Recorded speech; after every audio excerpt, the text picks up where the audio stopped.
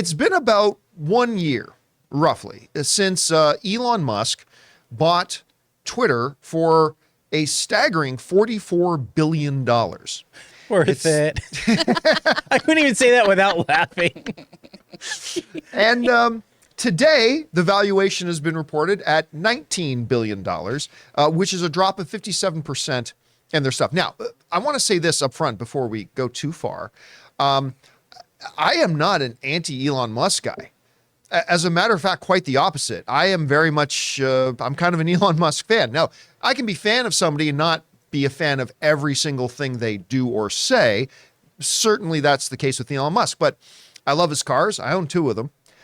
He's one of the first high-profile people to really ring the alarm on climate change. He's been one of the foremost personalities pushing the idea of changing to renewable energy. He's actually been doing a lot of stuff, propelling solar power and all that kind of. I like a lot of the stuff that Elon Musk does, very, very much.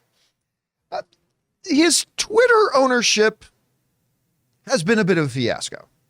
And the drops in there, but it's not just the drop in valuation. They've also dropped a lot in terms of revenue and advertising, and the Hollywood studios are a part of that as well. This comes to us from Fortune, who write the following.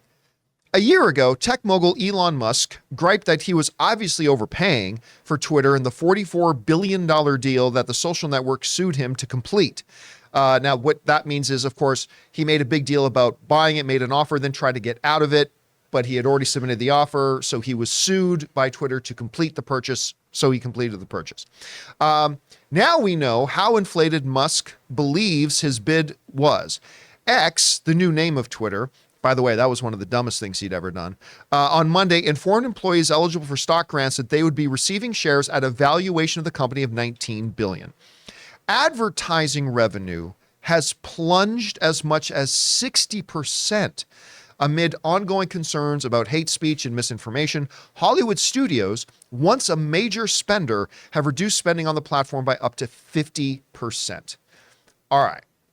I really want to keep the conversation mostly on the latter part there, the Hollywood studios, stuff like that. You know, when social media started to evolve and come into being, it was like gold coins falling out of a slot machine in Vegas sound to Hollywood studios, because one of the biggest spends Hollywood does in their movies is not just making the movies, it's promoting their movies.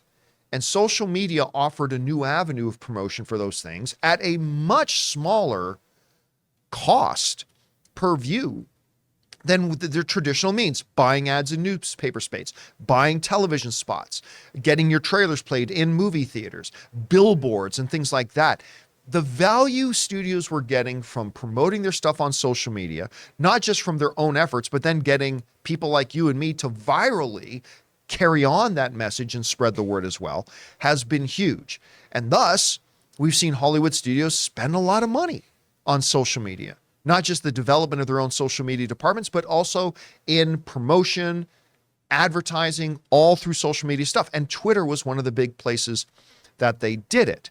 Now, obviously, it has been all over the news lately that a lot of brands have become very concerned finding out that ads for their products have been popping up on straight up hate accounts that promoted violence and hate speech and stuff like that. And a lot of the, because Elon, who one of the first things that he did was gutted their departments that looked after moderation and things like that, a lot of stuff started to slip. According to the same report, he cut 80% of the staff, starting with moderation and people who did that. So a lot of brands obviously says overall, forget just the Hollywood studios, 60% of their revenue income has been evaporated and gone. They're trying to rebuild that. The new CEO has talked recently in interviews that they're going to focus a lot of attention on making sure ads don't appear in inappropriate places. But it looks like the Hollywood studios, who once saw social media like Twitter, now known as X, as a potential gold mine for great investment of their marketing dollars, they're pulling back.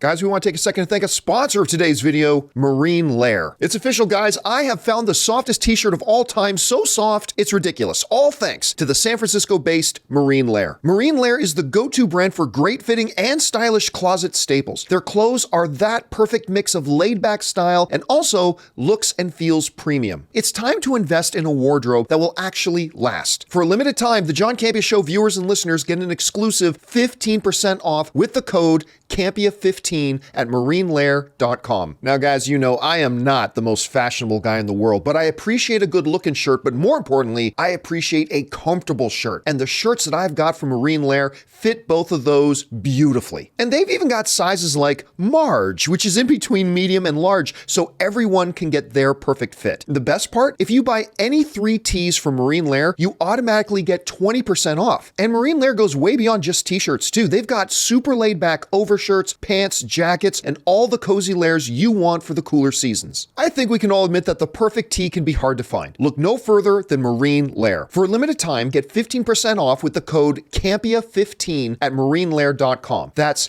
Campea15 for 15% off your entire order at marinelair.com. Saving your closet one shirt at a time. So, Chris, are you surprised when you hear about, on the larger scale, 60% of advertising revenue has been evaporated, but also that studios themselves are a prominent part of that. Hollywood studios are wanting to pour this stuff. How do you see studios reallocating those funds? I mean, it's the cheapest way to promote your film is on social media.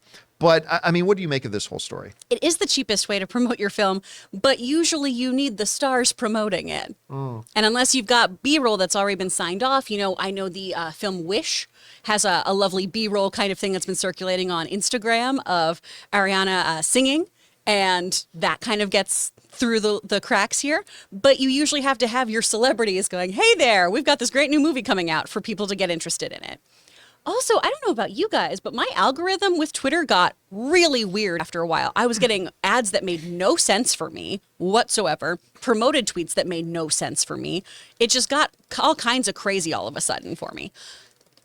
The leadership here when it comes to Twitter has been all over the place too. I mean, I know Elon's got a 79% stake in Twitter, but some of the choices he's made too has just been a little off the wall. The lack of, monitoring things. Why would a studio want to give money to something that has been leaking movies in their entirety for hours on end?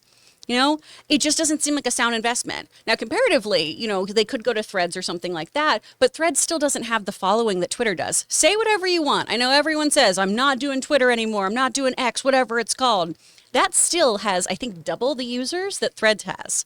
So there's still lifeblood in Twitter to be mined. It's just right now, it's kind of a catastrophe, for lack of a better word. By the way, to your point, while advertising spending on Twitter has dropped 60%, users have only dropped 15%. Exactly. Which is still a very significant drop, sizable, but it's not equivalent to the same drop it's nothing to start panicking over and restructuring everything about. And I know they've tried to make money other ways. The whole blue check thing, only about 1% of users actually signed up for. So they need to find a way to start making money on here again.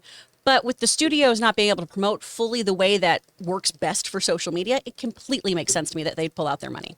Hey guys, thanks so much for watching this video. Make sure you like the video, leave a comment, and subscribe to our channel. And don't forget, we have a daily podcast called the John Campea Show Podcast, available on Apple Podcasts, Spotify, or your favorite podcasting app of choice. Go and subscribe to it today so it'll be there when you need it.